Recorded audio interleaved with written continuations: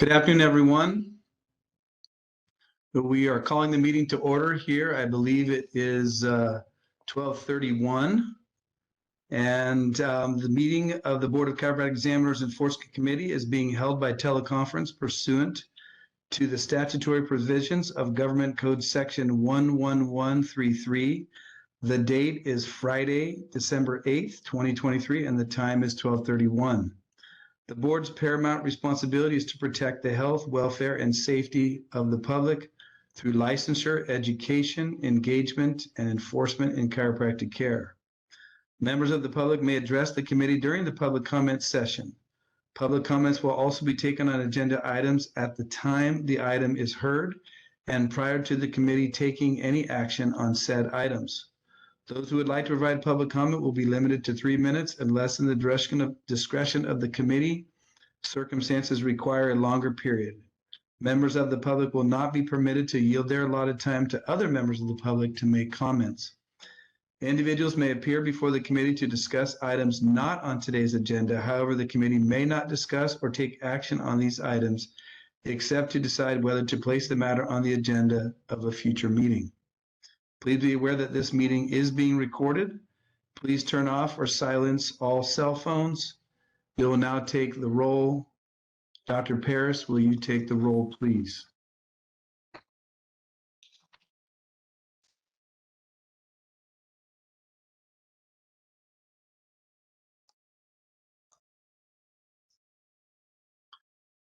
Did I lose you?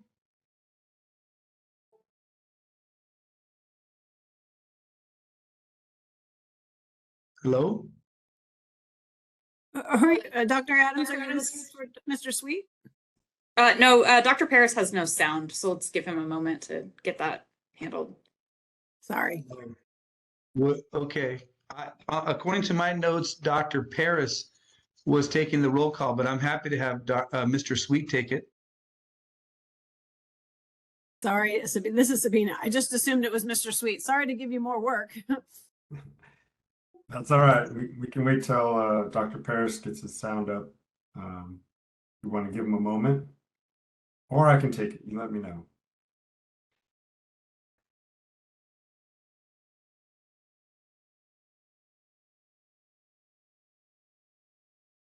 How was that? We can hear you now. Can you hear me? I can hear you. Okay. Sorry. I had to get on earbuds to make it work. No worry. Okay. All right, Mr. Sweet. Mr. Sweet, would you go ahead? Were we about to call the roll, I assume? Yeah, I'll have Mr. Sweet go ahead and take that. Okay, great. Is that okay? Is that okay? Yeah, go ahead, Mr. Sweet. Will you take the roll? Sure. Dr. Adams? Present. Dr. Paris? Present. Raphael Sweet is present. I believe we have a quorum. So, item number 2 on the agenda is the review and possible approval of the June 8th, 2023 committee meeting minutes. Is there any discussion, changes, alterations, or I'll entertain a motion? I will move to approve the June 8th, 2023 committee meeting minutes. Second. Okay. Please open agenda item number 2 for public comment.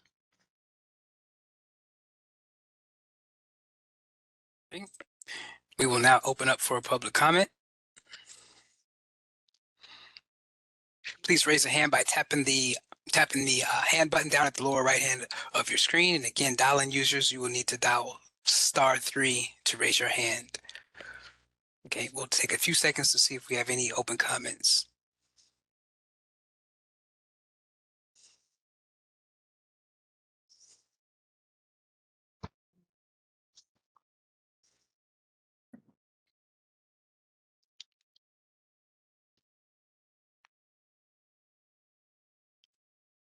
Okay, Mr. Adams, I'm not seeing any hands. Would you like us to close public comment?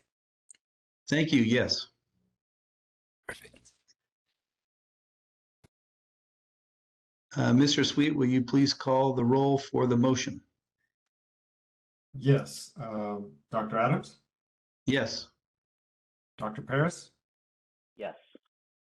Raphael Sweet is yes. Thank you. Motion carries. All right, we will now move to agenda item number 3, update on board enforcement program, and I will yield the time to our Assistant Executive Officer, Tammy Pitto. Thank you. Hello, committee members. Hope you're all doing well today.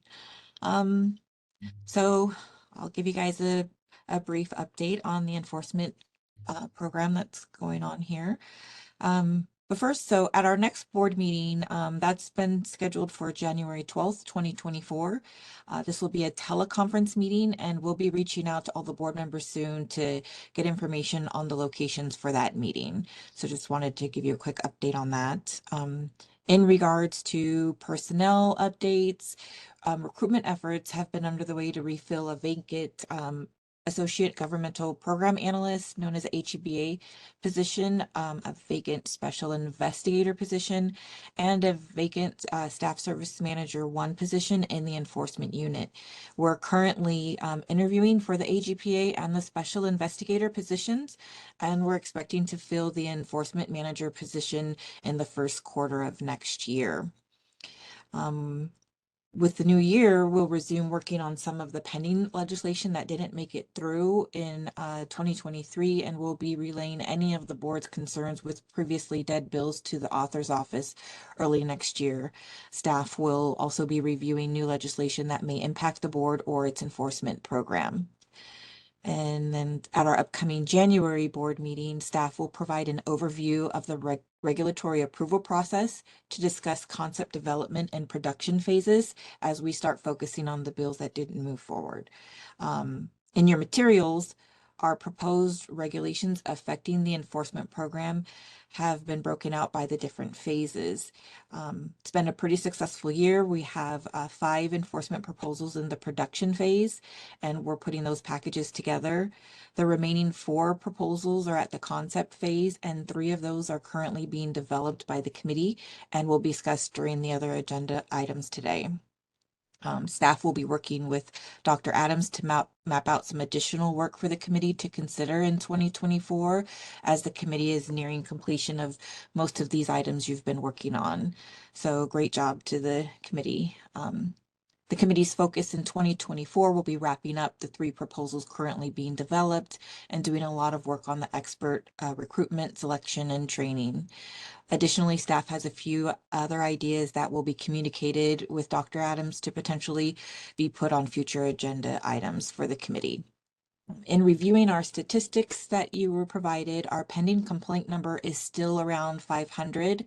However, we've noticed that we're trending pretty high on the new number of complaints that are being received so far as of this fiscal year. Staff has continued to work diligently, and we've already closed 241 complaints. So we're outpacing what we did last fiscal year, and we're expecting to get the pending number of complaints down. Looking at the number of probationers, if you notice, they're going up a little bit, but we expected that as a result of more disciplinary cases being closed, which resulted in more probationers. In regards to the strategic plan, staff would like to again commend you on all the progress you've made with the objectives that have been assigned to the enforcement committee. As I mentioned earlier, we'll be focused on the expert recruitment process. We expect to start the recruitment process early next year and then work with the committee to schedule interviews and selections. So that concludes my status update to the committee. No action is required or requested at this time. So I'll turn it back over to the committee. Thank you, Tammy. That was very good, and I'm excited as well. We have covered a lot of ground, and I think that was great. Your suggestions that we did way back to break things down into smaller chunks and work on those, I think, has paid off because we've been able to accomplish a lot in the last really 18 months. So kudos also to the staff, and you're getting this information organized in such a way that we can act on it and get that regulatory language. I had a quick question about those 5 items that are close. How close are we to getting those to the to the DCA for public comment. Dr. Adams, I can respond to those questions. So with each of the pack, we have 8 of them right now that we're in the production phase and drafting the package to get it done. We're very close to completion actually on all 8. So our goal is the end of this calendar year to get them all off to our Reg Council for the review through DCA. And we're targeting Q1 of 2024 to release all 8 of those packages out for public comment. So we're So when you completing the say staff all 8, work. yeah. Oh, I'm sorry. Go ahead. No, I was just going to say, so when you say all 8, you're talking about these 5 for enforcement plus the other ones that we've done in other committees, correct? Correct. Yes. Okay, awesome. Thank you. Any other questions from the board, from the committee? No questions from me. None from me either. Okay, fantastic. Since there's no motion or need for a motion, we will then open it for public comment on agenda item 3. Thank you. Okay, we are now open for public comment. Again, go ahead and raise your hand by tapping that hand button down at the lower right hand of your screen. Dial-in callers, you can go ahead and hit *3 if you have any questions, and we'll take a few minutes to see if we get any takers.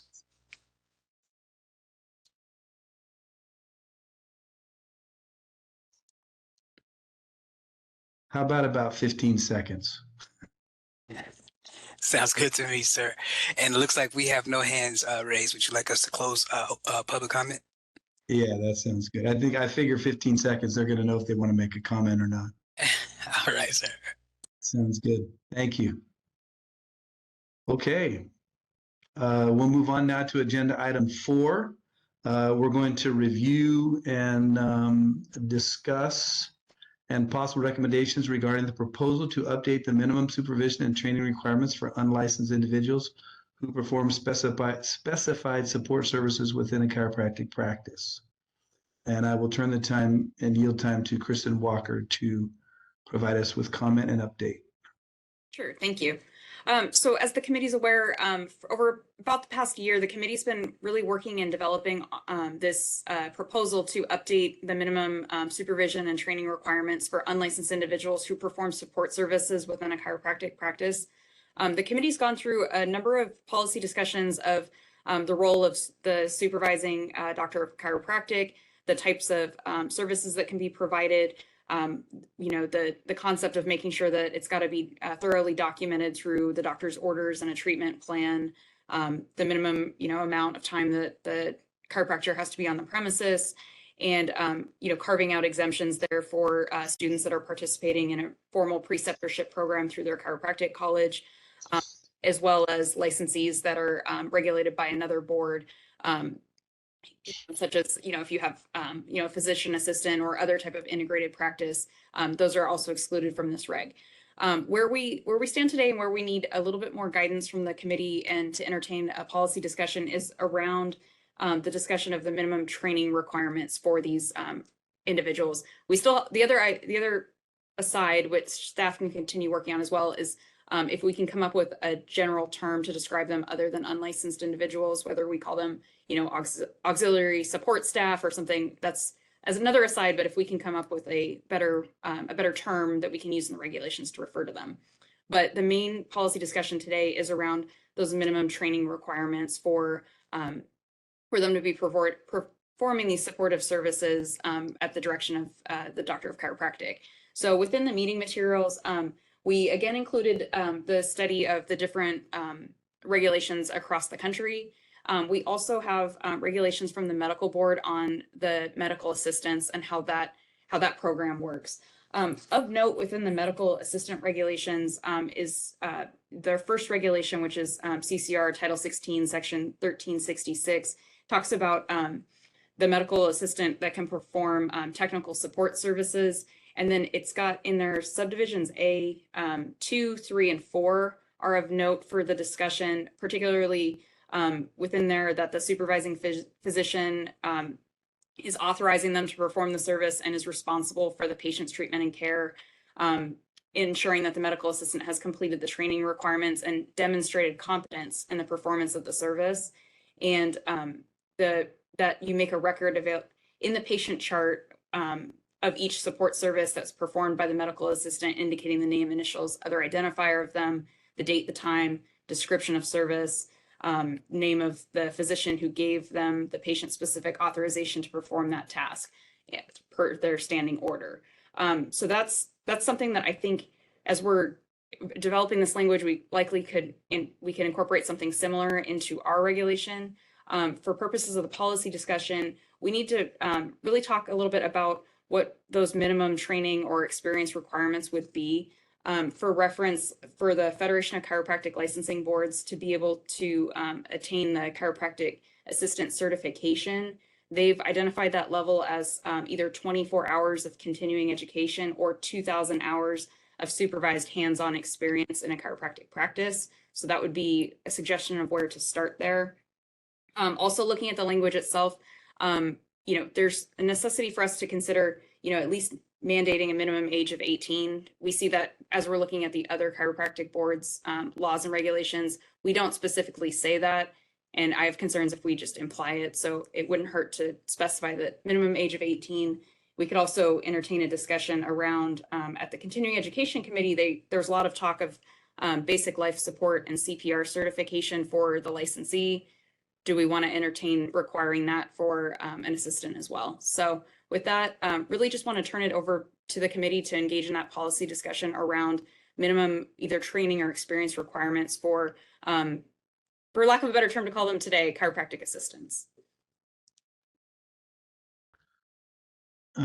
Thank you, Ms. Walker. I'll open it to the committee for discussion.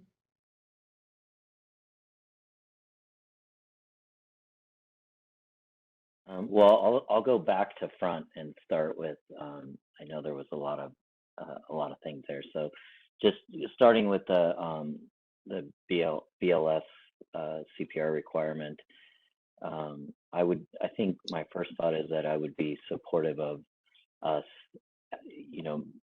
making sure that and I'll call it, I'll answer the other question up front too, which is I think chiropractic assistant maybe is appropriate. But I think the indirect supervision of a chiropractic assistant would, might be in the interest of public protection to have them, be BLS certified if there is indirect, if they're operating under indirect supervision.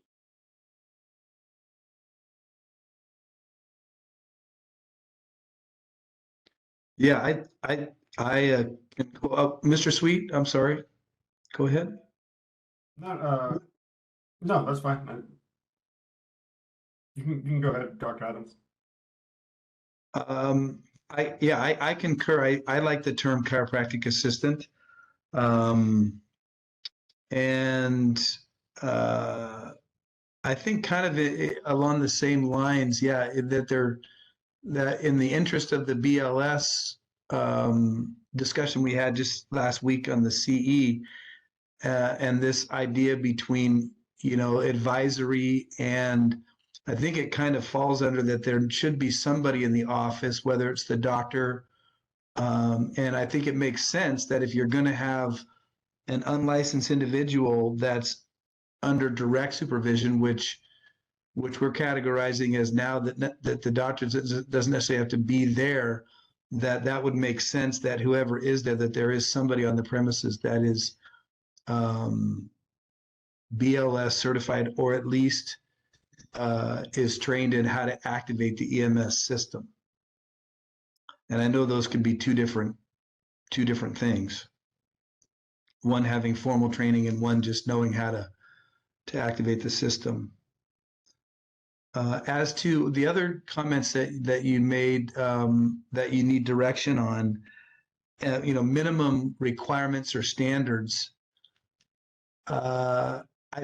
As Dr. Paris and I were at the FCLB meeting, I know that there was a doctor, I want to say it was Jason Hume, I think was his name, out of Tennessee, who has been a big proponent of the CA programs and the training aspects. And I think that, that would make sense that either, the board would create one, which I think is probably a little bit more arduous for our board to do, or to have a certified program that we utilize through some of these other avenues, like the FCLB or the NBCE, which are, help prepare someone to be a chiropractic assistant and meet those requirements. I think of our staff here at my practice that they've been with us now for, some of them have been with us for 20 years. I think the least time that one of our CAs has been with us is like 6 years. So they have a lot of hours, a lot of experience. We've taken them to other seminars where they've been exposed to those types of things. So I think certainly, the provision for somebody that has had a lot of experience, 2,000 hours, that seems a little bit, incongruent when somebody could take a 24-hour certification course and that would somehow be equivalent to 2,000 hours of somebody that's been doing it for that long. Because I think a doctor of chiropractic can certainly train a CA to do a lot of those same things that they're going to learn in the CA program. The doctor of chiropractic can teach them and train them in those areas as well. And if there's other staff that has been in the practice for a longer time, could also train them in those areas as well. So that would seem to be a little bit of a lot to me in comparison to 24-hour certification program compared to 2,000 hours of experience. But that's just my 2 cents on that. But I like the idea of having that minimum standard that we could, I think, utilize someone like Jason Hume, who has been a proponent of that through the FCLB / NBCE boards. Yeah. Good afternoon. This is Stephen Vong, the Reg Counsel. I wanted to circle back to the discussion of chiropractic assistants, or using that word instead of unlicensed individuals. One of the things that the regulations unit looks for is to make sure that the regulations pass through the Office of Administrative Law and meets the requirements for the Administrative Procedure Act is that the regulations are clear, and what the definition for that is that it's not subject to multiple interpretations. So if we're going to have a new word such as chiropractic assistant, we need to have a definition for it. So if you could just lay out a little bit more of how exactly that would be defined, whether, because I'm not in the practice of chiropractic, so I don't know whether someone who's just working a desk job could be considered a chiropractic assistant versus someone who has more qualifications than that. So if you could please elaborate on that, that'd be appreciated. Thanks. That's a good point. Yeah, I think in the regs, we've always referred to them as an unlicensed individuals in the practice. I think we've just kind of culturally referred to individuals in the practice as chiropractic assistants. So I think that's a good point. But I don't know that we in practice refer to them as unlicensed individuals. I don't know if that's something that it has to be that delineated out. I think Mike, but the kind of You're breaking I up. guess. You're breaking up, Dr. Paris.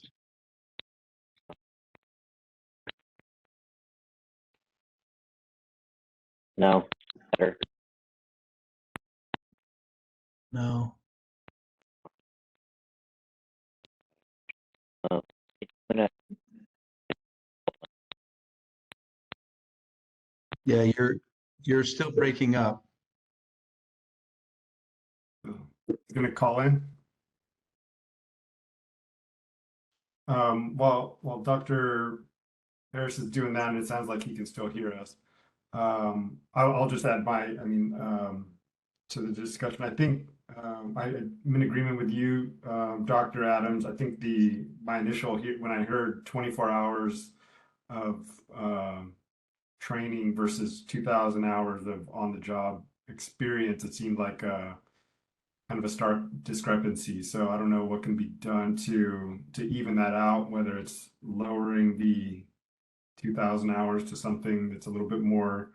I think the word you used was congruent with the 24 hours. I would be in agreement with that. Also, I think I'm in favor or supportive of the 18-year-old requirement that someone would be 18 years old. And I'm not sure, maybe you can shed some light on the difference between, I understand that there is a significant difference between having the BLS versus just initiating the EMS system. It seems like, just being able to initiate that system would be pretty easy, but I'm not sure I fully understand the difference. Well, where that came from was we had a discussion at the CE because we're incorporating BLS into our CE requirements in one of the regulatory packages that's going to be coming up in the next, probably the next 6 months or less. And so discussion was about, the sole practitioners, and some of those sole practitioners may not be feeling comfortable. They may be trained in BLS, but they may not feel comfortable in actually initiating CPR or certain aspects of the BLS. So Dr. Daniels was bringing up the point that some people then can learn the information and then have an advisory card, which then means that they can, help somebody else perform the BLS services, or at the very least to activate. And then we had discussions about, how we notify, patients that walk in the office that, I'm certified to do this, but I won't perform it because I'm not comfortable. But I will activate the EMS system. So that's where that kind of came from. So, and then as I apologize for our policy or our council that chimed in. I didn't catch your name, but was talking about chiropractic. A chiropractic assistant in our office could be someone that's only answering phones and scheduling patients. They're not doing any direct patient care or any physiotherapy or taking a history or anything like that. And we have some of our staff that's what they do primarily, is help us and assist us with physiotherapy and height, weight, and other aspects of the exam. So they would fall into the umbrella of a chiropractic assistant, but one is performing duties under our direction, and one of them is not required to, they're just simply primarily receptionist work. So I think that's what the council was saying. We have to, in regulatory language, we kind of have to differentiate between those two and not let them fall under the umbrella of just chiropractic assistant as a general term. Did that help, or did I confuse you more? No, that was very helpful. I think that makes sense. If there are licensees who are not comfortable with the, initiating BLS themselves, I think it might be unrealistic to expect that of unlicensed individuals as well. Dr. Parrish, are you back with us? Maybe not. Can you hear us, Dr. Paris? Can you speak also, or do you have your phone on?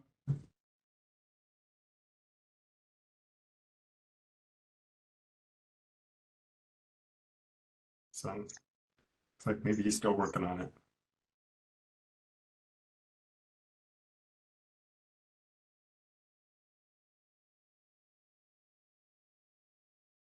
So if Ms. Walker, if you can chime in on some of the discussion we've had thus far, I think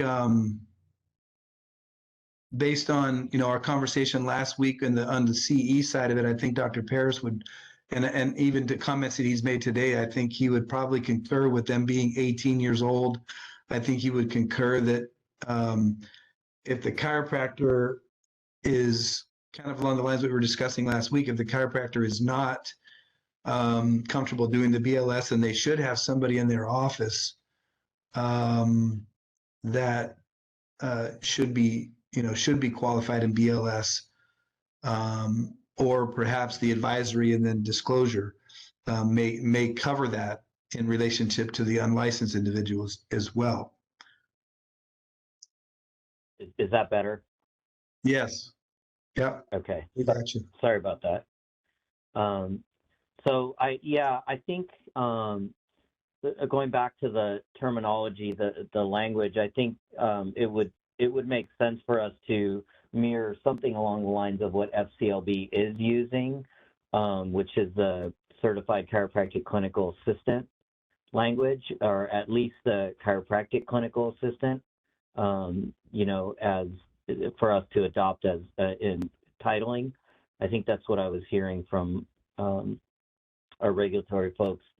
So I think when we look at that, and if we maybe look further at like the candidate handbook that FCLB has on the Certified Chiropractic Assistant, Certified Clinical Chiropractic Clinical Assistant, I should say. I think that identifies a lot of the things we might consider mirroring as far as tasks and duties, and my sense would be that having somebody who is able to do to work under indirect supervision, that we might then mirror the BLS requirements that we are creating for the licensee, because I think that the standard would probably, at least from that perspective, we would want that to be relatively the same.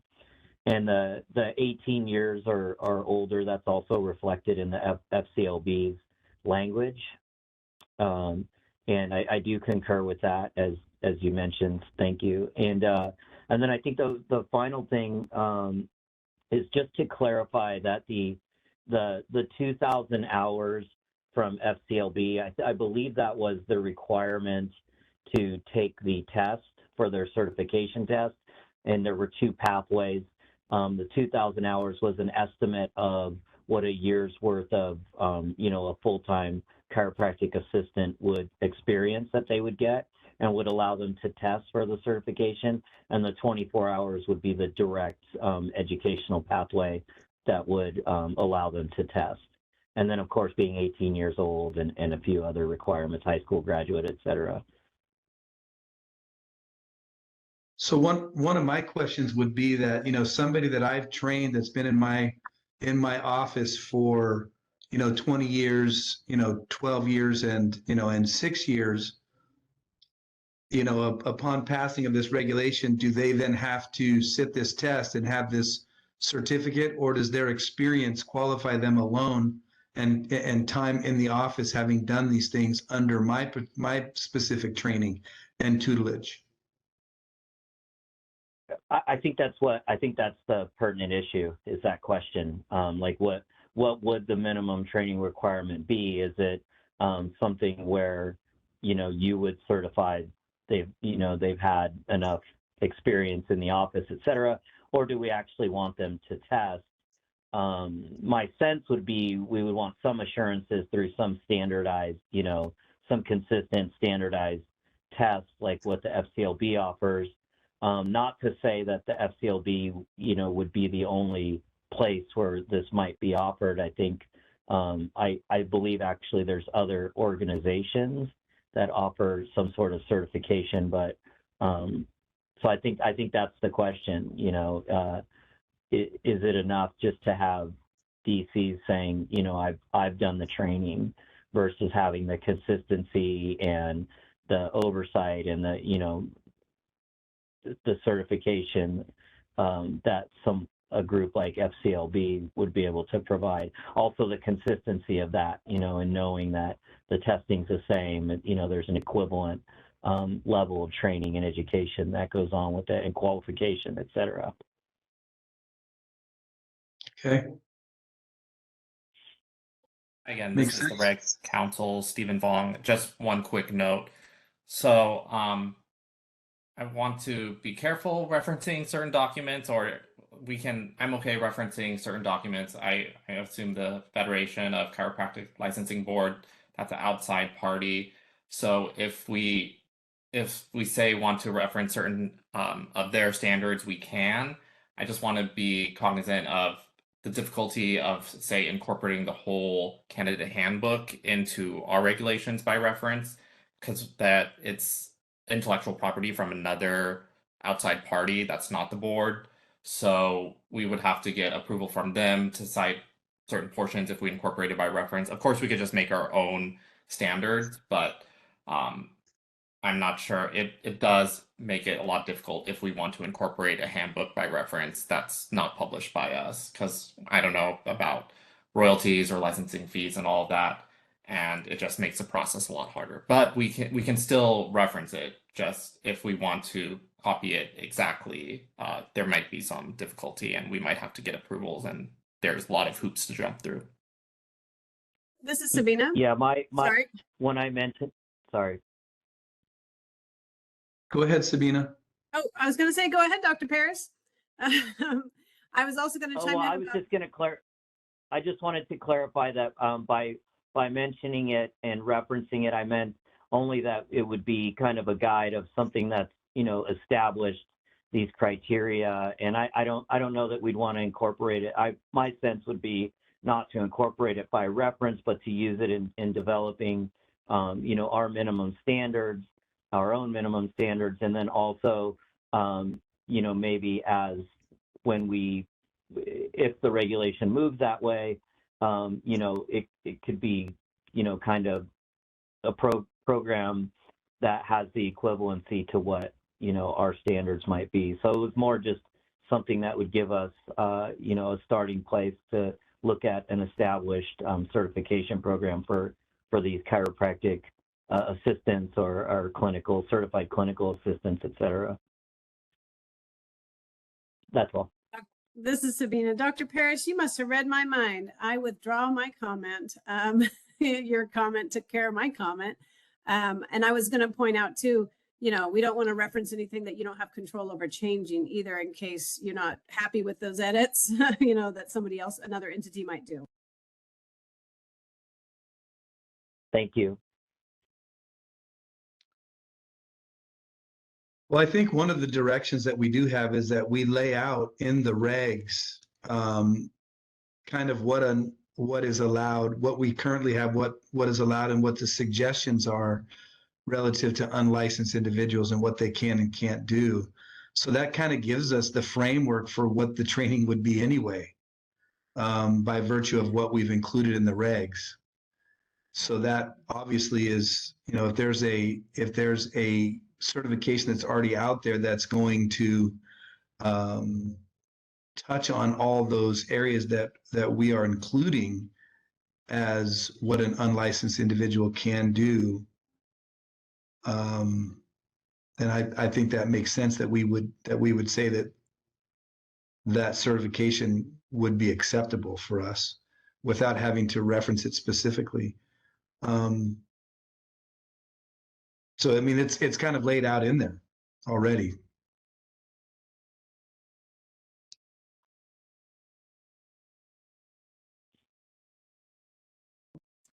This is Sabina. Also, I know your staff had included some other examples from other boards already.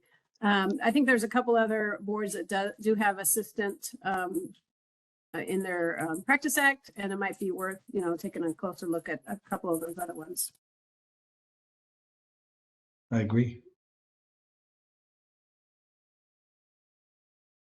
So if I can refer back to you, Ms. Walker, relative to some of the other aspects of what you're wanting to get further direction, I think we're all kind of in agreement that there should be a minimum standard. And that it's kind of, in my opinion, it specifies within the language what we're saying a unlicensed individual can do. And so that kind of lays the backdrop for that aspect. And if if there's no other comments, a 24-hour certification or something similar to that, or if we determine as a board that we want more than that, then we should certainly so develop that as well. Sure. If I can just add, because yeah, this has been helpful in us kind of determining the path forward. Some of the other programs, even within the department, go, to, certifying and registering assistants. This committee's talked about that in the past and wasn't really going that direction. It was just more the need of having that regulation spell out more specifically what they can and can't do so that there's just greater understanding all around. If we want to entertain like a formal certification process, that would definitely be a discussion for a future meeting if we want to pivot and go that direction. But really for purposes of today's discussion, this has been helpful. I would just ask again, if we've talked about certification, or, if they complete a certification through an outside entity as being one of the checks that, they're properly trained, there's the potential for CE. Do we want to entertain, a licensee certifying their experience, like documenting that competence within their employee files? And if so, then we can work on what that potential number of hours could be. But I just wanted to include that as another possible option, just because we can have language around, what those minimum training requirements would entail, and specific to, they've been trained on, specific procedures. They're aware of like the manufacturer's instructions on how to use a specific device. We could be very specific in that language. I would recommend, like, if we were considering allowing just a licensee to certify someone has the necessary experience, we would have to be very specific to what that minimum training would entail. But if the committee's not interested in that, we can just go down the route of looking at the continuing education and outside certification model. So just want to figure out which direction we want to go. And after that, I'd say we're good to wrap up this discussion for today. So can I ask, so the alternate kind of pathway here, would that perhaps entail some form of an attestation or something that we can develop that the licensee would sign certifying that the chiropractic clinical assistant, the CCA would have met, all these training, the amount of hours or time in clinical practice, and then also that they've been trained in, these different areas, and especially anything that's contained in a treatment plan. Is that what I'm hearing? Is that correct?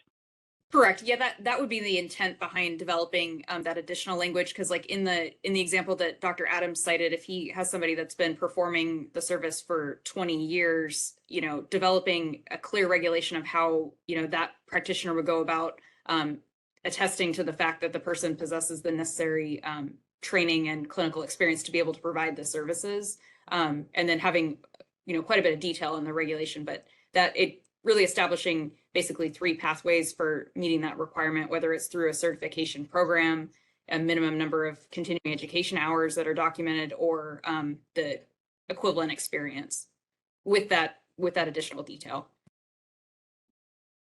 Okay. I like having those 3 avenues. I think those 3 avenues are reasonable, particularly if the supervising chiropractor will put in the employee's file an attestation that they have, met, these specific requirements. I think that's reasonable as an option, or they certainly can send them through an acceptable certification program and have that in their file as well. That seems reasonable. Yeah. Yeah, I think so too. I think the only other question that comes to mind here for me is, is there different rights and responsibilities, or different layers to this, depending on whether this CCA, for lack of a better term now, but has, when they're under direct supervision versus indirect supervision? And does this apply really mostly to indirect supervision, which to me would include like the BLS, just like, is there a difference there, or is it just any assistant in your office that's doing patient care, you have to have all of this, you know, done, even under direct supervision. Well, I would think so. I would think whether you're directly supervising or whether you're going to allow them to do some of it indirect, I think that the training should still be there either way. And the attestation or the certification, et cetera.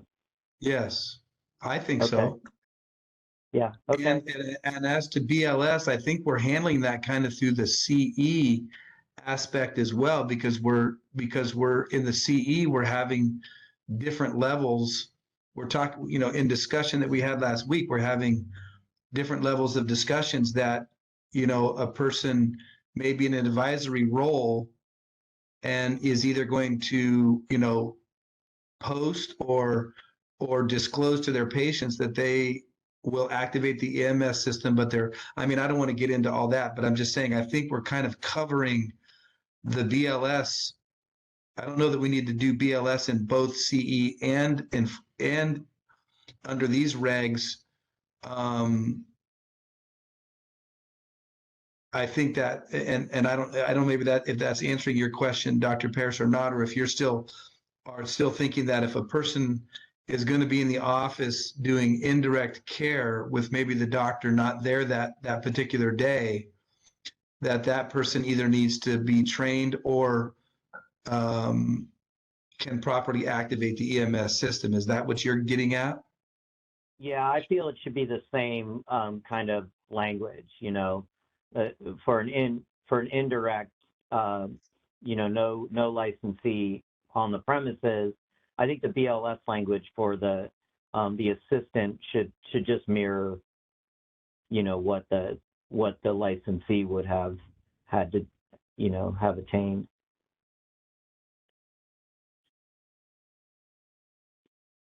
Meaning that they need to go through the training, whether they're going to utilize it or not, and then either be an advisory and then activate the EMS system. Is that what you mean?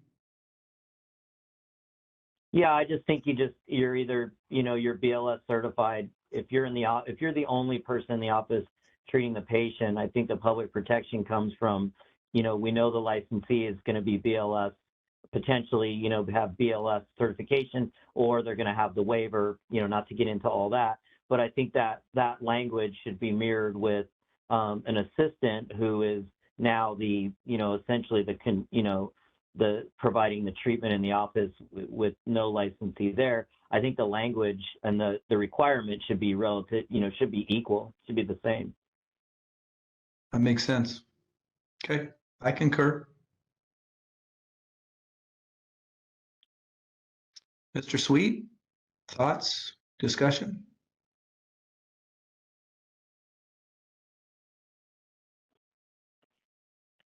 Well, like I said, I think I needed a little bit of clarity on that ELS versus the EMS system, so I think that discussion was helpful for me. But I agree with where we're headed.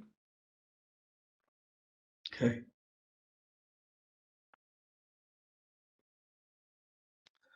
So I guess one other comment I would make, if using the term chiropractic assistant in the language is going to be prohibitive or create more issues, then we probably should just keep that as a cultural term in the office setting and not make that become a focus of the regs,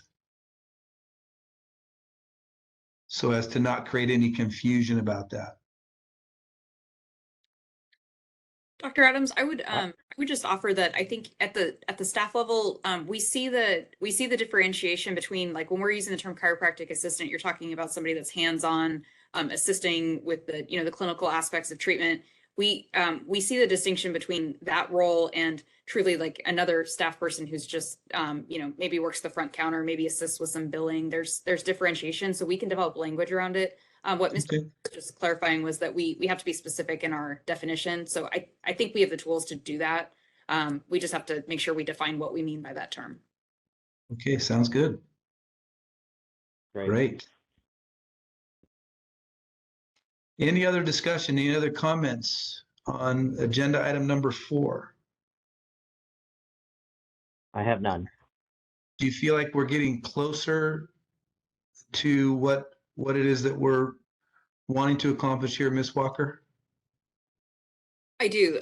Today's discussion was very helpful. I will say, looking at the language itself, I think it needs a little bit of retooling around, but that's what staff and our regulatory council is for. So we'll get to work on making sure the framework kind of reflects the direction we're heading, and then likely can get this through committee at one more meeting. Awesome. Excellent. Okay. Mr. Sweet, any final thoughts or comments before we go to public comment? Nothing further from me, but thank you. Okay, I don't think we need to make a specific motion. As we've discussed, I think it's more informational for where we're headed. So with that, then if we can open for public comment on agenda item number 4, that would be great. Okay, we're now open for public comment. We will take about 15 seconds to see if we get any hands raised on today. If you need to raise your hand, go ahead and hit that hand feature down at the lower right hand of your screen. Also, mobile users, you can tap *3 to raise your hand.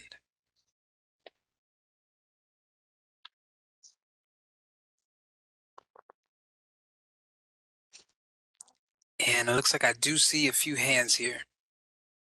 Hey. Okay. I see the initials ML. I will go ahead and unmute you, and you can go ahead and speak. You're now unmuted. Okay, so thanks for having this discussion. Ms. Walker knows I'm one of the people who's been asking about this. So firstly, I'd like to address Mr. Adams' comment where he said the regs already lay out what an unlicensed chiropractor can't do. But what about the ones who lose their license for misconduct? I do not believe there is any differentiation in the regulations. What didn't come up in the discussion you just had was regarding former chiropractors who lost their license for various reasons, including sexual misconduct. My question to you is, what about these assistants who are former chiropractors? There should be a distinction between unlicensed individuals who are students or just assistants and someone who lost their license for egregious reasons. I am one of 4 women who came forward because a former licensee committed sexual misconduct against us. If you want to know the exact case, you can ask Ms. Walker because I have discussed this with her. This former chiropractor is still working with patients in some capacity at the same practice that is supposedly integrative or multidisciplinary based. This former chiropractor can be seen on the practice's social media posts. The BCE is aware that he is still employed there. I hope that language can also be added that involves integrative practices. Thank you. Thank you for your comment. Okay, and next up we have call-in user 3. I'm not sure who this is, but call-in user 3.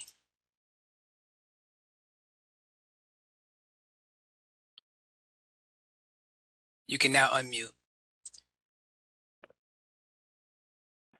Good afternoon, members of the board. This is Sergio Azzolino, licensee, former member and chair of this board, served for 9 years. So I want to thank you all for your ongoing wonderful work. This is an issue that we have taken up or we took up previously and ran into some obstacles. But I want to take a moment before I discuss that I want to thank Mrs. ML who stepped forward, because that is, in my opinion, the highest purpose that we could be serving in classifying unlicensed individuals. I think it is incumbent of the board to address these individuals that have lost their license, especially for sexual misconduct. They should never have the ability to call themselves a chiropractic assistant and or step forward before any patient and continue to put their hands on them, and misuse their privilege as calling themselves an assistant. They're an individual that's not unlicensed or an individual that's had their license revoked. And I would urge the board to strongly address this, because I feel this is one area in which we may be misplacing our energies and trying to regulate licensees that are abiding by the law and making it much more burdensome for them in a tough labor market to hire people by starting to classify people as chiropractic assistants.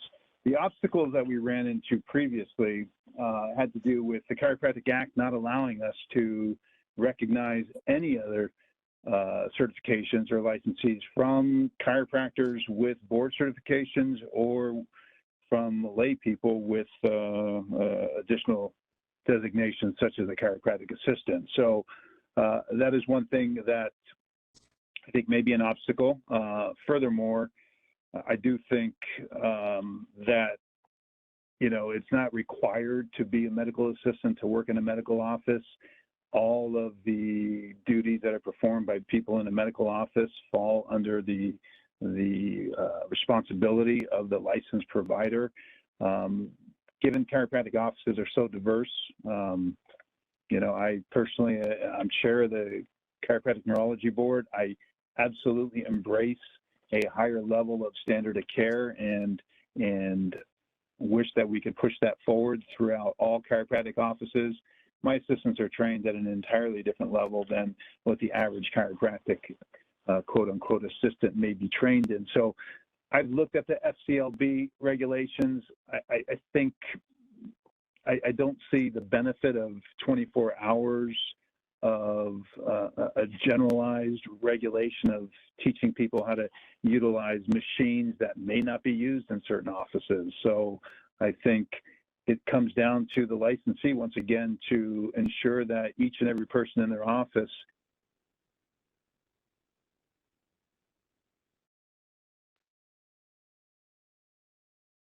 I think it should come down to the licensee to be responsible for each and every person in their office. I personally have people in my office of all different licensees, from nurses to physicians to naturopaths, and people that are unlicensed. And it's certainly the burden is on me to make sure only qualified people are rendering the appropriate care. So I'm just not sure on how further designation is going to help.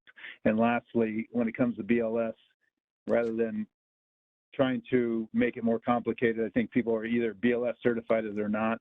I would just urge this board once again to not adopt unique language, new regulations. Let's just fall in line with what everybody else is doing in medicine and healthcare, and that is you're either BLS certified or you're not. And if you're not comfortable in active or utilizing your BLS skills, well, then maybe the individual should be taking more classes to get to that point, because it is, you know, the responsibility of anybody in patient primary care. So enough said here. I understand you have other things, but I'm happy to weigh in on this further if needed. Thank you. All right, and it looks like we have no further hands raised. So would you like us to close public comment? Yes, thank you. Appreciate that. All right.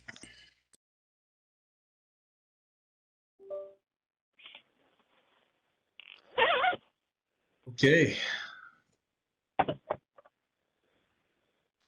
We will now move to agenda item 5 and review, discussion, and possible recommendations regarding proposal to update the record keeping and retention requirements for chiropractic patient records.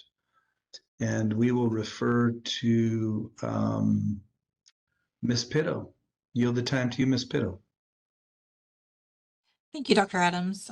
So I'll just start out with a little bit of background on this item. At the April 16th, 2015 board meeting, the board approved proposed text to amend California Code of Regulations Title 16, Section 318 and 312.2 to implement requirements after the death or incapacity of a licensee or the termination or relocation of practice. However, at that time, the proposal was placed on hold.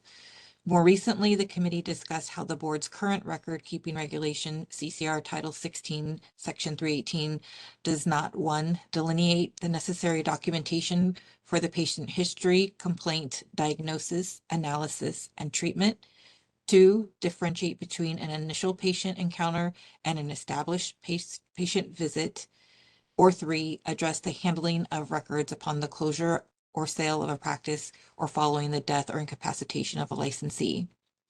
Then during the March 2nd, 2023 meeting, the committee reviewed an initial draft of proposed language to address those 3 issues identified, along with the original text and notice requirements that were contemplated by the board in 2015. Staff subsequently revised the proposed text based on the committee's input, which is included in your materials. Staff is asking the committee to decide if the language in sections A through C is workable.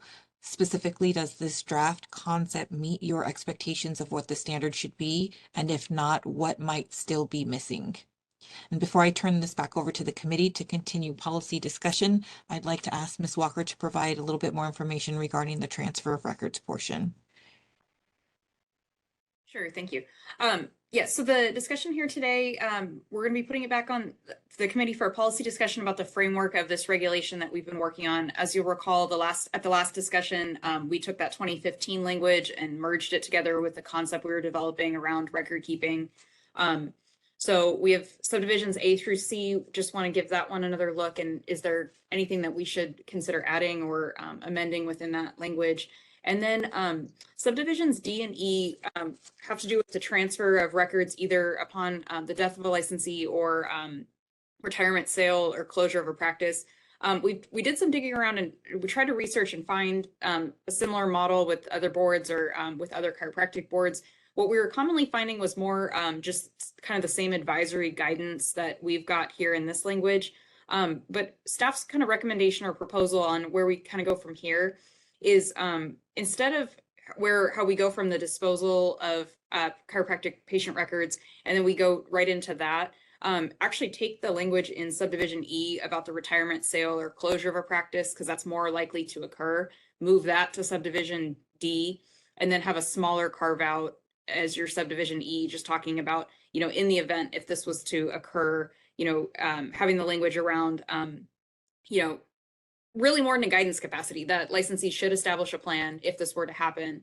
And then we can have some language there that's recommending to their estate that they follow the same procedure that we've outlined for the transfer or sale of a practice in that event. So just kind of reversing the subdivisions D and E there so that it's still just reflecting that it's advisory language. The problem that we have now is there's nothing in the regulation at all. So when we encounter those situations, we can try to make recommendations or best practices, but it's really difficult for us to do that without any language that's specific. Keep in mind, of course, unfortunately, it's not really something that's all that enforceable given the circumstances, but at least that way, if it was in the regulation, we've got clear guidance that could be distributed to everybody and sets a clear expectation of what should occur under those circumstances. So with that, I'd like to turn it back over to the committee for the policy discussion on the framework around this regulation as well. Thank you, both you, Ms. Walker and Ms. Pitt, appreciate that review, thorough. I'll open it to the committee for discussion of agenda item 5.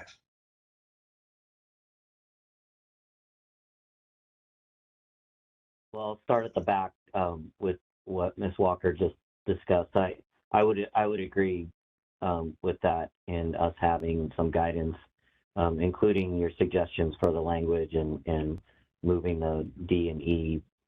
I would concur with that completely. And reading the language, I don't really have anything to add to to the proposed text. So. Thank you. Mr. Sweet. Yeah, I don't think I have anything additional to add on that last portion as well. I remember we had some discussion on, I think, in section D2 about changing it from 30 days to 60 days. I see that change was made.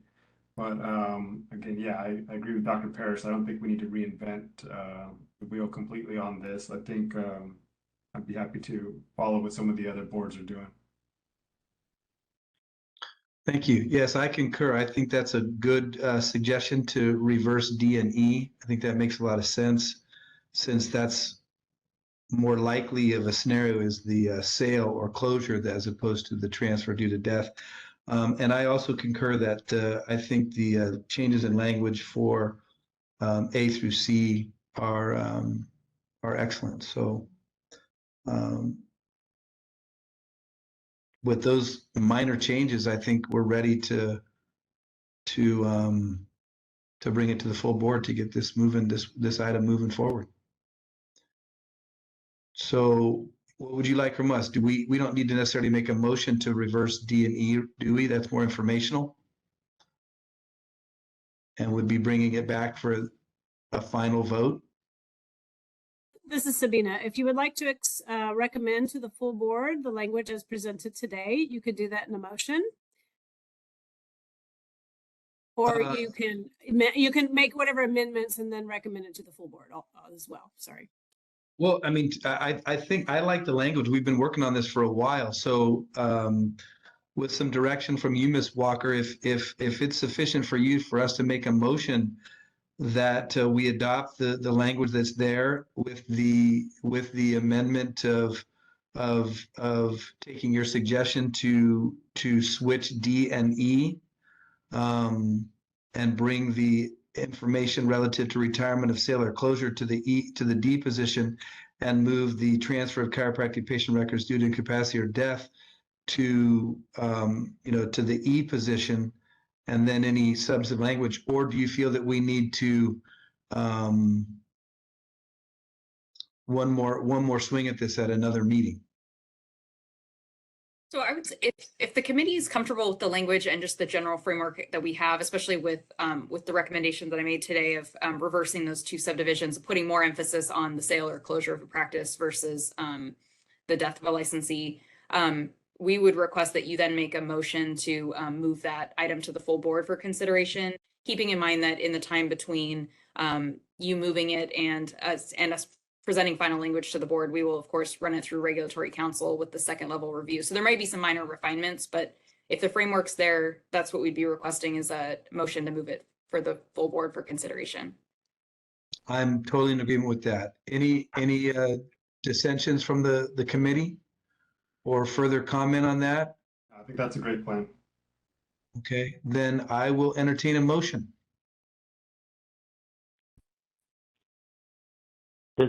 Let me clarify one thing. Does the motion include all of the proposed language? Or just the sections we were referring to?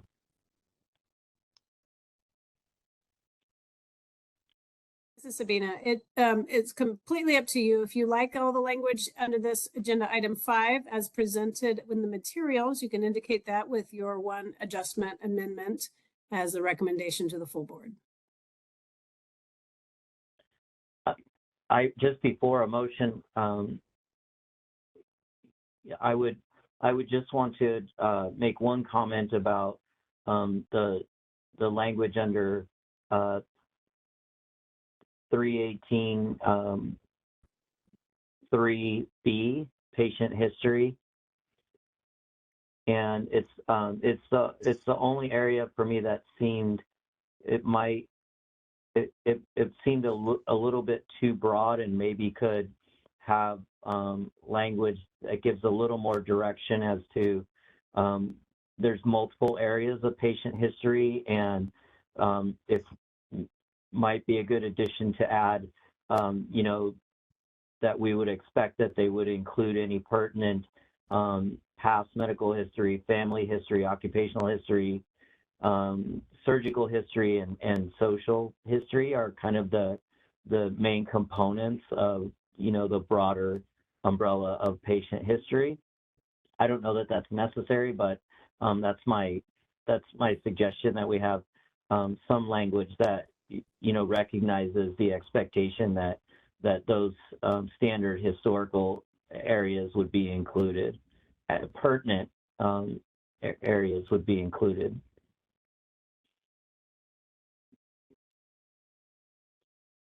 So you're referring to page 2 of 4 at the top under 4 under documentation of substance patient visit, including the A, B. Are you talking about the B part? Yes. Where it says any changes in history or complaint since the last visit?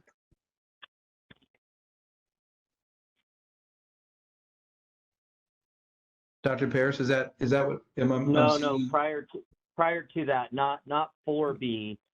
I'm referring to 3B. Oh, I think 3B more. Go ahead. So you're saying more than just patient history, you're saying patient history, and then to be a little bit more specific about past history, inclusive of, surgeries, medications, blah, blah, blah, all those types of things? Yeah, I think we would include I think the best guidance if this is seen as something we might want to include would be if we reflect back on, like E&M guidelines from CMS, which are the standard coding guidelines, and we look at all the categories under patient history. Patient history seems to leave us open to a lot of subjectivity as to what that may or may not be. So I think if we had some language, to include pertinent, past family, social, surgical, occupational history, et cetera, and those are all kind of delineated out in other standard E&M guidance documents. So I think my suggestion would just be that we look to, make that a little more thorough in the regulatory language. And not as a requirement for each element, because I think, the E&M coding can, move up or down based on how many of those elements you may or may not cover, but also just to say that our expectation would be that if any of that, if any of that pertinent history wasn't taken, we would expect it to have been done. Yeah, I think so Ms. Walker, would that be substantive changes, or can that be something that can just be, in light of Dr. Paris's language that he's given you, be included in 3B under patient history, a little bit more specificity there without having to bring it back? Correct. Yeah, you could just incorporate that into the motion of, moving it forward to the full board with changes too, and we can spell out the certain sections, and then we'll research into that guideline, and we'll also reach out to Dr. Paris directly for a little technical assistance with that section. Yeah, we can, as long as there's agreement, we can still move it forward. We'll just make that edit in the meantime. Mr. Sweet, are you comfortable with Dr. Paris's suggestion as it relates to 3B? Yeah, I think we have, he did a good job of explaining what he thinks, what we're looking for there, so I'm comfortable with that. Okay, I am as well. So with that, Dr. Paris, since that's something that you're focused on, how about if you, why don't you go ahead and make the motion, include some of the language that you can give some staff direction on related to 3B, and then also be sure and include in the motion that we are supportive of the language and that the switch of D and E as well. Yeah, I will. Sabina, would you mind helping me with a motion that would include the language for that motion? Absolutely. So you're gonna recommend to the full board the language contained in the materials for section 318. And then I'm going to let you give me the amendments for that. Could there be subsection A, 3B with the incorporating the discussion from today, and then your switching of E and E. E and D. Where's that? Sorry, I just scrolled too far. That would be under Got it. I think section 4. No, scratch that. Oh, it's my other one. Sorry, my fire alarm's going off. Yes, the switching of D and E. So let me recap here real quick. So we have a motion to recommend to the full board the language contained in the materials at section 318 with the amendments discussed for subsection A, 3B under patient history with the comments provided by Dr. Paris and maybe fleshing out what type of patient history might go there. And then we're switching D and E in the order as well as in section 318. Does that capture everything? I believe so. Great. So moved. Second. Okay, Mr. Sweet has seconded. Did that satisfy everything, Ms. Knight?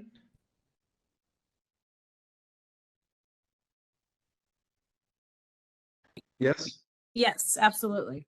Okay, fantastic. So we will now open up agenda item 5 for public comment. Okay, we are now open for public comment. We have about 15 seconds to raise your hand and let us know if you have any comments to make. You can hit the raise hand feature down at the right hand of your screen, or mobile users, you can hit *3.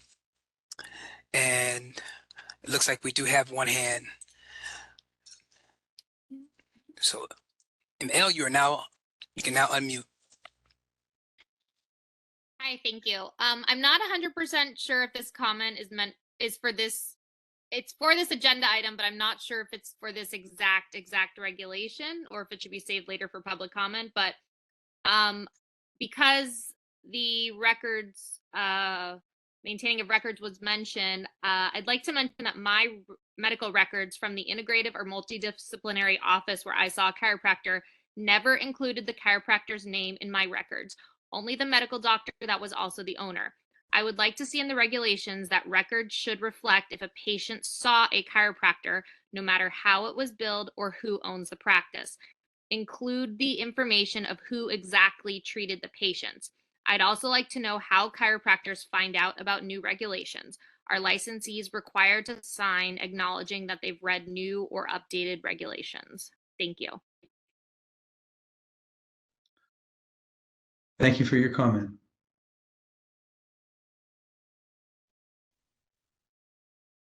Okay, and it looks like we have no further hands raised. Would you like us to close public comment? Yes, thank you. Perfect.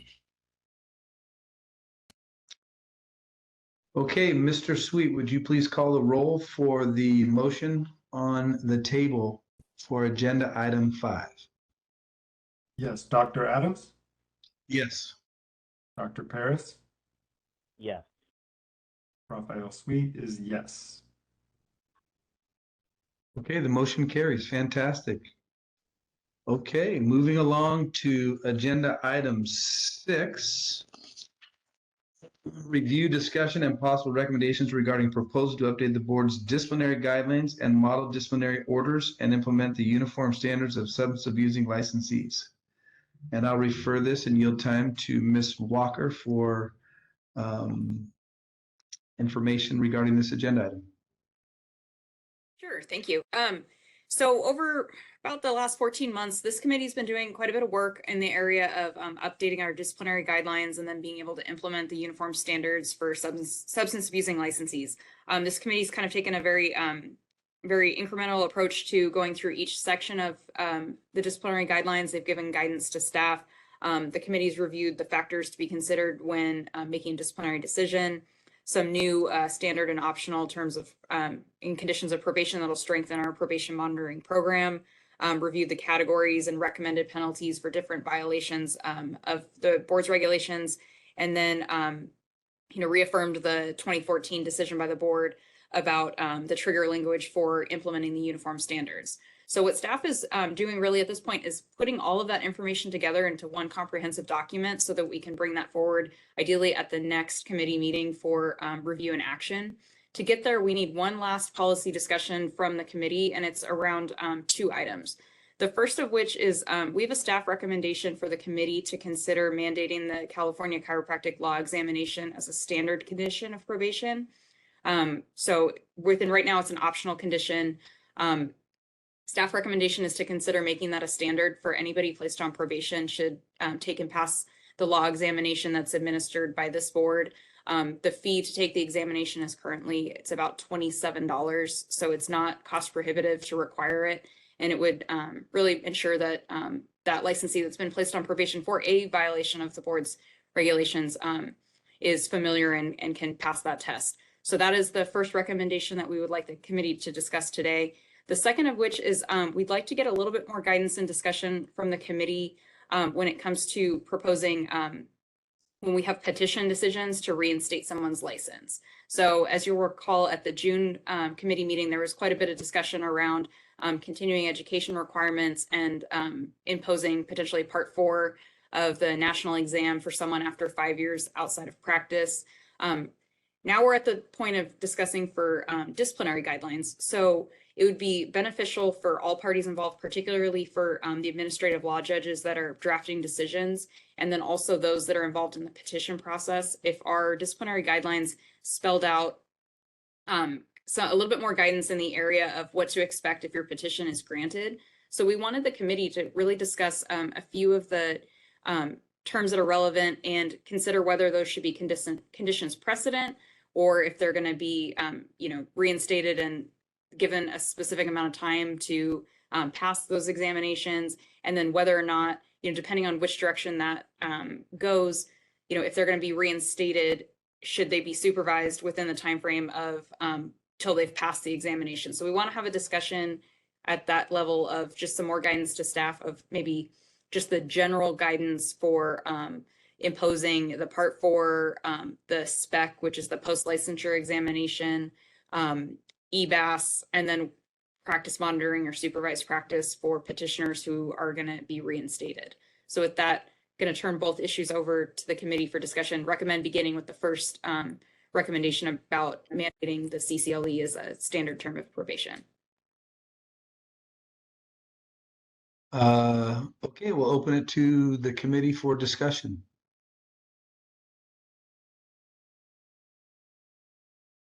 Well, starting with the first, the CCLE as a standard term, I would be fully supportive of that, and having that as a standard term. I guess I'll leave that there so we can just discuss that point for now. Yeah, I have nothing else other than I concur. Mr. Sweet? I mean, I concur with that. I mean, I think generally, I know that we spend a lot of time petitioner hearings trying to establish, what of these we think are necessary for each case. It might help to streamline things a little bit, but I do like that we do maintain some flexibility on that. That being said, I think as far as the options that are presented here, I think the CCLE is a good one to keep as kind of a default. Yeah, I think we know with a petitioner, somebody's been on probation or is going to go on probation. We know one thing for sure, and that is that there was a violation of the rules and regs somewhere. And so what we don't always know is if there's a clinical concern that rises to the level of us wanting to recommend Part 4 or SPEC, or if there's, ethics boundaries issues that have us start thinking about EBAS and which components of EBAS, et cetera. But we do definitely know that, there's been violation of rules and regs. And so I think having CCLE as a standard term condition is completely appropriate.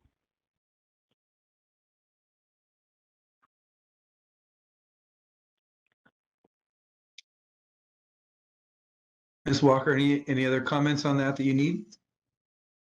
I think that one is clear. So thank you for the committee for just the guidance on that. We can incorporate that into our edits. And then the other one is around the discussion of when you're going to grant a petition for reinstatement. I apologize, I keep saying reconsideration. Petition for reinstatement, you're going to grant them their license back. If we could have a little discussion around whether the board should be imposing, in a lot of these cases there, especially if they've been removed from practice over 5 years, we had that discussion of potentially making them take Part 4. Maybe they take SPEC, maybe they have to take EBAS, just depending on the circumstances of their case. Is it the committee's intention to generally see that as a condition precedent and what that means is the decision would be your petition is approved or is granted. However, your license will be, it won't be reinstated until you take and pass the examinations? Or is there more of a desire to see them be reinstated and given a set time frame after the license is reinstated for them to take and pass the exam, such as the first 6 months of probation, as we do with current probationers that were licensees? So if we can have a little discussion around that, it's going to help us when we're drafting the document. And keep in mind, guidelines are guidelines. So, but it's just more of, so we can establish what's most commonly appropriate so that we can provide guidance to the board when they're considering it, when the ALJ is reviewing it and drafting the decision. And also it's going to provide really good guidance to petitioners of what to expect. Because when the board outlines in that document, generally the factors they're considering and what they should expect in a decision, it really does allow the petitioner even more advanced notice that, you know, you're going to petition before the board, you may want to start studying these certain areas if you're going to be examined, things like that. So just want to have that policy discussion as well so we can finish drafting our guidelines. I like the spirit of that, you know, that it means, you know, one of the things is that a person that's coming before the board has done a bunch of continuing education if they've needed to. So they're current on their, or up to, you know, date on their continuing education. And I'm inclined to say that, you know, that if they're getting reinstated, most often they're on probation, that, and I guess I've always had in the back of my mind that they got their license back, they're on probation, that they're able to start practicing, and then they've got to get those tests done within that reasonable amount of time, but that they're able to start practicing. That's always kind of been I've never thought of them having to have to wait to get all that done before they get it, because sometimes those things can be, I think with the fact that some of these tests are coming more frequently now, that's a little easier than perhaps it was. So I'm inclined to, you know, and I think also if we have some discretion, depending on the violation, you know, if it's something of a sexual misconduct or a billing or something like that, I would like to see them having, you know, completed, you know, I don't know if we have the power to do that. If there are certain violations that rise to a certain level, that we can have some discretion that says, you know, if there's been sexual misconduct, before you start practicing, you've got to complete that particular aspect of, you know, of sexual harassment or, you know, the EBAS aspects of, you know, the billing and ethical aspects before they start practicing. So I don't know if we have some discretion there that we can specify certain things you can't practice until you've completed these certain aspects of the conditions of your reinstatement, as opposed to other aspects. Those are some of my thoughts just to get the ball rolling.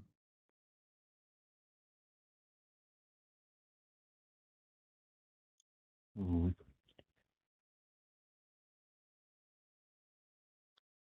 Committee members, you go ahead and speak up. Well, I was gonna say, you know, the way I usually think about it is a little bit different. I think I usually see that as kind of a condition precedent, and I think in order for them to get their license, because some of these situations are ones where, you know, we're not really comfortable letting them loose back in practice until they've done certain things. So for me, I think for the most part, I would like to see these things done before they're given the license, and maybe we have the discretion to, you know, pull some of those guardrails if we think that they have done, you know, a certain amount of CEs or other things, depending on the violation. So but I'm open to, you know, considering other ways to go about it. I would tend to agree with Mr. Sweet here that you know, these are tend to be in my eyes and in my view always the condition for reinstatement, and usually when we assign anything optional condition or term at, you know, part 4 or spec or EBAS, we're doing it with some judgment based on you know, the interview you know, with the petitioner, and it's targeted, and I think in my eyes that's the public protection mechanism. These are things that we've always considered as the assurances that we might need to assure public protection before they actually start treating patients. And I think it creates a weird tier in my mind. There's the patients that they see let's just say we gave them 6 months or 12 months to do these, so they don't take Part 4, but yet, they get their license back. We give them 6 months, and then they don't pass Part 4, maybe ever, and we've kind of unleashed them into, the clinical practice in the communities without those assurances. So for those reasons, I would tend to agree with Mr. Sweet, and I would agree with Dr. Adams. I like that we reserve our, ability to, include these or not include these based on, the process that we go to with the interview, et cetera.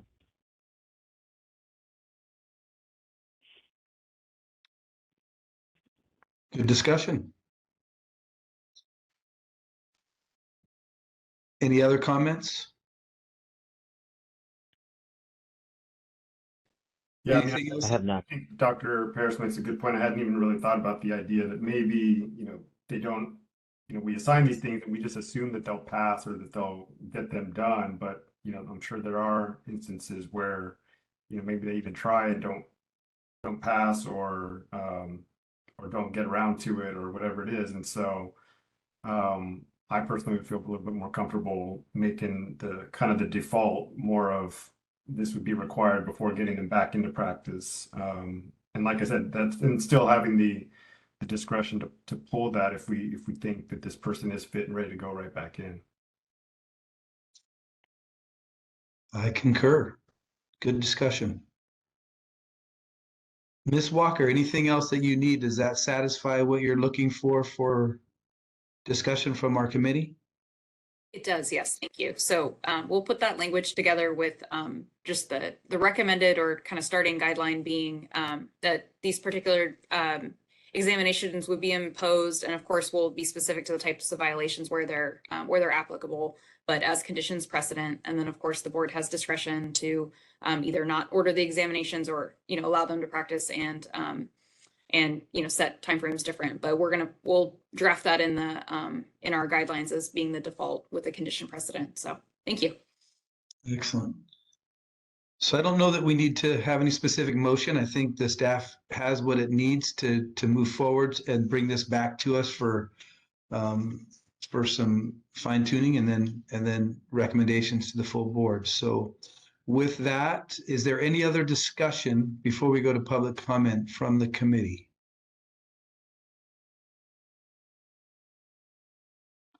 Hearing none.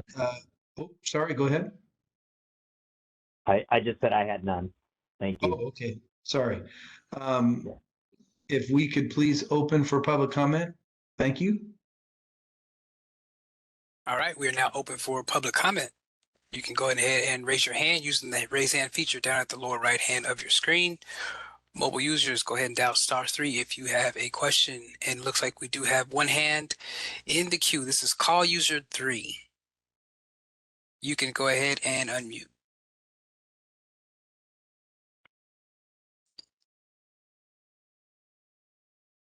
Good afternoon again. This is Sergio Azzolino. And just regarding this matter, I'm sure all of you have presided over enough of the hearings, and I'd like to just remind everybody that people that have lost their license have had ample due process. I've always found this board to be extremely fair in the criteria, and the ALJs to be extremely lenient. And so in my 9 years, I've never found a case where someone should not have lost their license that they did. And so in that, I would like to just remind everybody that if someone has a pathway to get their license back, they should absolutely fulfill each and every criteria that they need to get their license back prior to having the privilege of serving any people.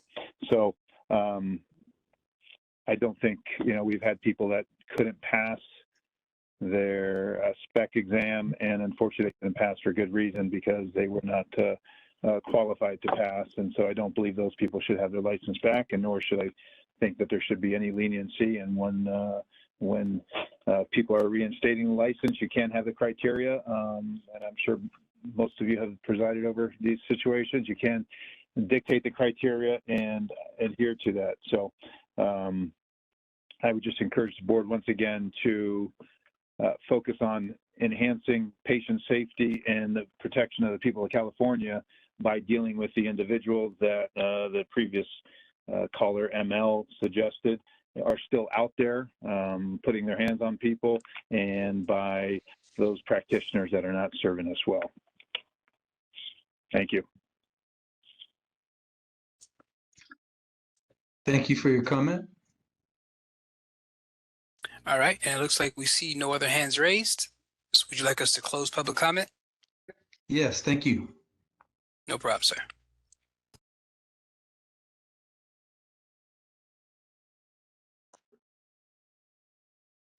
Okay, we will now move to agenda item 7.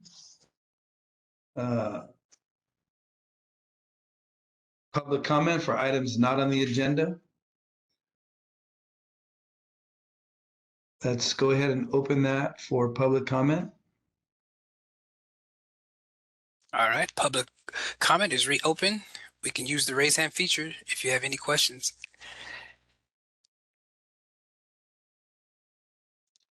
While we're waiting for anybody that wants to make public comment, I want to inform the public that you may address the committee at this time. And you can choose to identify yourself voluntarily, and your name will be recorded for the official minutes of the meeting if it's provided at the time of your comment. All right, it looks like we do have one hand raised. This is ML. Could you please give us your name, please, and go ahead and state your question? Yeah, really quick question before I go ahead. What is the difference between this section and the next section? This agenda item, the next one?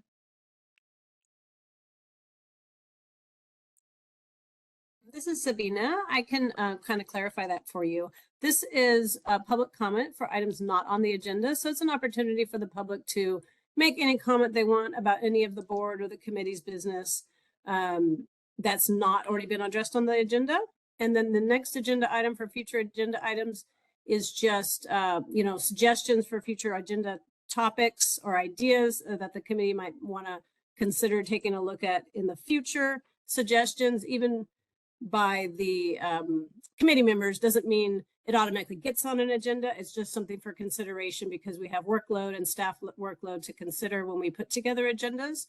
But the staff and the executive officer take note of all of those and try to see where they can best address all of them in the future, either at a meeting or not in a meeting.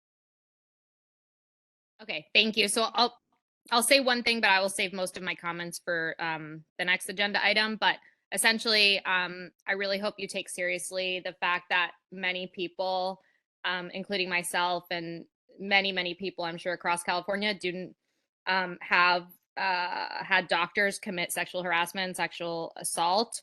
I know you guys label it sexual misconduct against them. And there are, unfortunately practitioners out there who, do this bad behavior. And I would urge you to please take into account the safety of patients and protection of patients when you're making your new regulations or modifying regulations. Because like I said, many people do not come forward. I am one of a few who do come forward, but there's many people who need my protection, there's many people who need protection. And that's why I'm advocating for the people who don't come forward so these protections can be put in place. Thank you. Thank you. Appreciate your comment.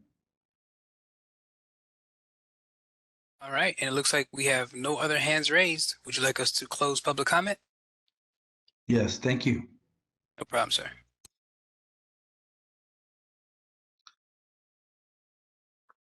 All right. Agenda item 8. We will open this for discussion by the committee. Future agenda items.